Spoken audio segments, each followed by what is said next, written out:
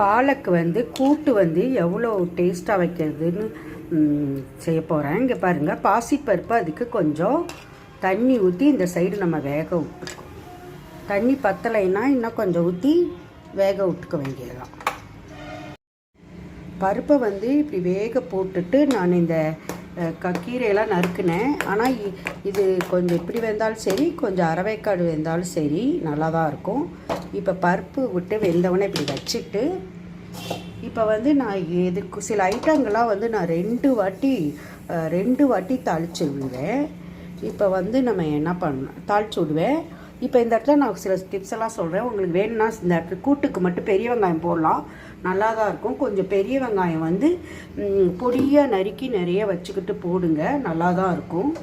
இப்போ நான் வந்து கீரைகள் எப்பயுமே இந்த மாதிரி வதக்கி கொட்டும்போது தான் டேஸ்ட்டு கிடைக்கும். நான் இப்படி பச்சையாக போட்டெல்லாம் வச்சுருக்கேன், அது டேஸ்ட்டாக இருக்காது. இப்போ எந்த கீரையாக இருந்தாலும் நம்ம வதக்கிட்டு வச்சா தான் நல்லாயிருக்கும். அடுத்து வந்து நான் பாலக்கு கீரை, இது நான் பாலக்கில் வந்துட்டு எனக்கு நார்ச்சத்து வேணுங்கிறதுக்காக காம்பெல்லாம் போட்டிருக்கேன். உங்களுக்கு காம்பு வேணும்னா வேணாட்டி இந்த லீஃப் மட்டும் போட்டால்.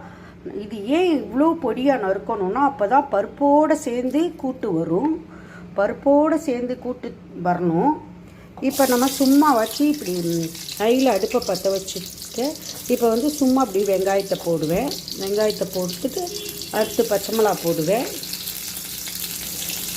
அப்படி எவ்வளோதான். அப்படியே கீரையை போடுவேன். இந்த மாதிரி வதக்கிட்டு நம்ம கூட்டு பண்ணும்போது கூட்டு டேஸ்ட்டாக இருக்கும். பருப்பு வந்து கூட்டுக்கு கொஞ்சம் கூட தான் போடணும். இன்றைக்கி கொஞ்சம் கூட போட்டுக்கிட்டேன் நான். பருப்பு வந்து இதுக்கு நல்லா இன்னும் கூட கீரை போட்டிருக்கலாம். நான் வீடியோக்காக கொஞ்சமாக போட்டேன். அதை கீரை வந்து கொஞ்சம் பருப்பு வந்து கூட்டுக்கு வந்து கூட தான் போடணும். இப்படி கொஞ்சம் 2 நிமிஷம் தான் இதை வதக்கணும். தக்காளி போட்டாச்சு. சும்மா 2 நிமிஷம் இதை வதக்கிட்டு இது எல்லாத்தையுமே நான் குக்கரில் ஒரு சவுண்டு தான் விட போகிறேன். குக்கரில் அப்படி வைக்க பிடிக்கலேன்னு நினைக்கிறவங்க இந்த பருப்புலே போட்டுட்டு அடுப்பில் போடலாம். ஆனால் நான் டக்குன்னு இந்த இடத்துல அவ்வளோதான், ஒரு 2 நிமிஷம் வதக்கிட்டு அவ்வளோதான். இப்போ வந்து நான் குக்கரில் போட போகிறேன்.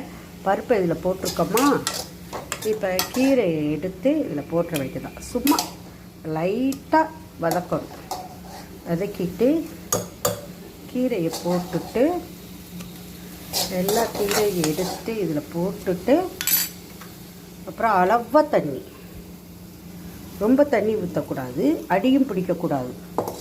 அப்போ அளவாக தண்ணி ஊற்றி குக்கரில் ரொம்பலாம் சவுண்டு வைக்கக்கூடாது, துணூண்டு சவுண்டு, ஒரு சவுண்டு லைட்டாக ஒரு சவுண்டு வைக்கணும். இப்போ இங்கே சால்ட்டு கொஞ்சம் போட்டுக்கலாம். இப்போ அளவாக போட்டுட்டு தண்ணி பார்த்து இந்த அளவு தான் வைக்கணும், அடியும் பிடிக்கக்கூடாது. இங்கே தண்ணி கொஞ்சம் கூடுனா பரவாயில்ல, நம்ம தேங்காய் அரைச்சி ஊற்ற போகிறோம்ல, அதனால் ரொம்ப டேஸ்ட்டாக இருக்கும் இந்த பாலக்கூட்டு.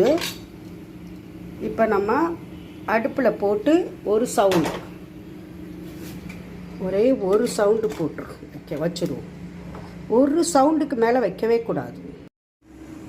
இப்போ கீரைக்கு வந்து தேங்காய் ஜீரகத்தை நைஸாக அரைக்கணும். இப்போ வந்து கீரை எப்படி இருக்குன்னு பார்ப்போமா. ஒரு சவுண்டு வைக்கணும், ஒரு சவுண்டை விட கம்மியாக வச்சா கூட ஓகே தான். இந்த பாருங்க, கீரை நல்லா இப்படி வெந்திருக்கும். இன்னும் கீரை கூட போடணும், ஆனால் இந்த பருப்போடு இப்படி சேர்ந்து வரணுங்கிறதுக்காக தான் கீரையும் பொடியான இருக்கணும், கொஞ்சம் பருப்பு கூட விடணும்.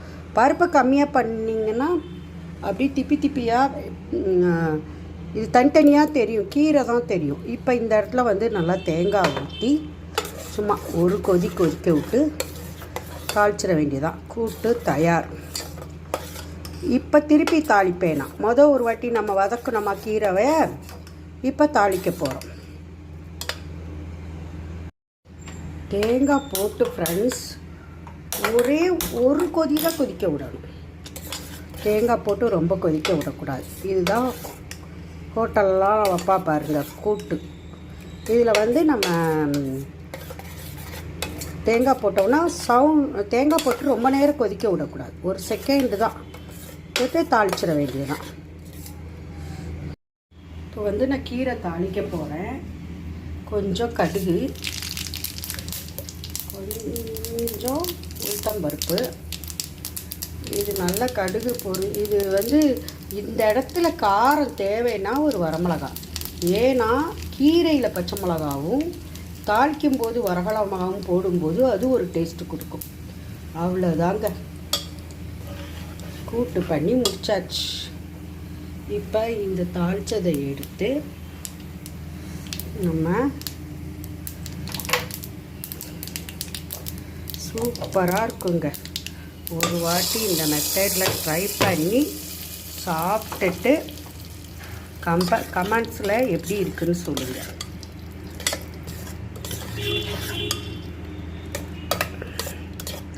கீரை கூட போட்டுக்கலாம். பாலக்கு கூட்டு தயார். செம்ம டேஸ்ட்டாக இருக்கும். சாதத்தில் போட்டு நெய் ஊற்றியும் சாப்பிட்லாம், சாதத்துக்கு தொட்டுக்கவும் வச்சு சாப்பிட்லாம். ஆக்சுவலாக குழந்தைங்களுக்கு நீங்கள் பண்ணும்போது இந்த பச்சை மிளகா வரமிளகாலாம் ஸ்கிப் பண்ணிவிட்டு குழந்தைங்களுக்கு பண்ணி கொடுங்க.